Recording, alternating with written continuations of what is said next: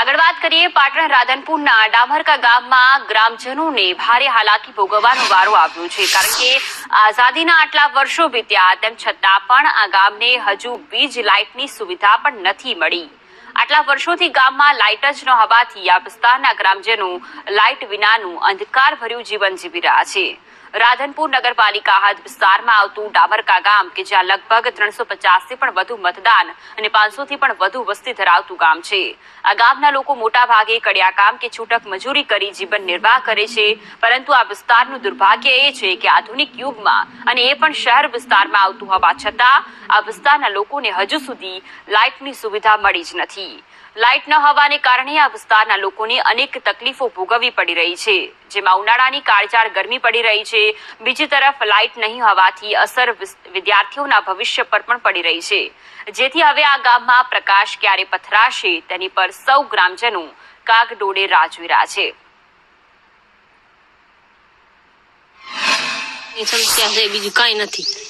અમારા નાના નાના છોકરા છે, બિચારા પંખાની હવા ખાઈ ખાઈને થાકી ગયા। અમે રાતના હુતા નહીં, પંખાની હવા નાખા બચ્ચાને।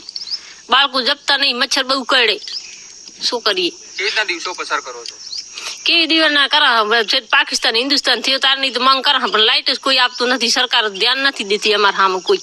રાત પડે ના વિસ્તાર કેવો થઈ જાય? રાત પડે તો બહુ વારું ને જજરું ને વેસું ચેવડા મોટા મોટા નીકળે, ચંપલોથી મારા કાન ખજૂરા ને બહુ નીકળે અમારા ગામમાં। રાતે બીક લાગે ખરી આ વિસ્તાર? રાતે બીક જ લાગે ને, પંખો નહીં લાઇટ નહીં તો બીક ના લાગે અમને।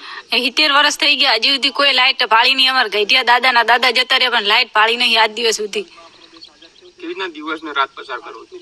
મેણબત્તી ઉપર રાત જાય છે, બચારા છોકરાને મચ્છરો ખાઈ જાય છે। દિવસે કઈ રીતે દિવસ પસાર કરો? દિવસે તો શું આખો દિવસ ગરમી પડે જાય, ટકાય એમ જ નહીં। કયા પંખા શેનો ઉપયોગ કરો છો? દિવસે ઓલા વાયરિયા હાથના આવે ને પંખા, એમનો ઉપયોગ કરીએ છીએ। ટેકનિકલ નો યુગ છે અત્યારે, મોબાઈલ ચાર્જ કરવું હોય તો તમારે તે રાધનપુર જવું પડે છે। બીજું ઘરની જે જરૂરિયાત વસ્તુ હોય એ જણાવવા માટે એ રાધનપુર જવું પડે છે। આ તો લાઇટ વગર શું કરવાનું? રહીએ તો 50 60 વર્ષ 70 વર્ષ રોકડ રહીએ છીએ, પણ એમ કે અમે કોઈ સહારો પાર્યો નહીં લાઇટ કે કાંઈ, અને એમ કે ઝાડને છાંયે બેસી રહી, કોઈ રાચ વરાચ એમ કે તારો બાળકો જેમ ભણાવવા આશે નાશે, ખાવા પીવાનું રાચ વરચ અંધારાનું જેવી રીતે રહેવાનું। અમે કોઈ દાડો કોઈ સહારો કોઈ ભાર્યો જ નહીં। 50 60 વર્ષ 70 વર્ષ દેવું છું। ડામરકા વિસ્તાર વર્ષોથી વીજ પુરવઠાથી વંચિત હતો, જેના કારણે તેના રહીશોએ જે તે સમયની બોડીના માધ્યમથી એમને રજૂઆતો કરેલી। એમાં 2021માં બોર્ડનો સામાન્ય સભાનો સર્વાનુમતે ઠરાવ કરવામાં આવેલો।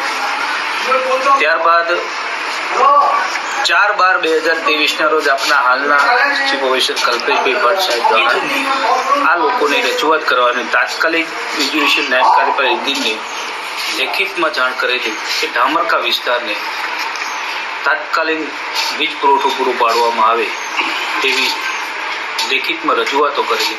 હાલના તબક્કે ડામરકા વિસ્તારની વીજ પોલ થાંભલા સ્થળ ઉપર નખાઈ ગયા છે, અને આવતા વીકમાં એ ડીપી અને એમના ઘર સુધી મીટરોની પણ વ્યવસ્થા થઈ જશે।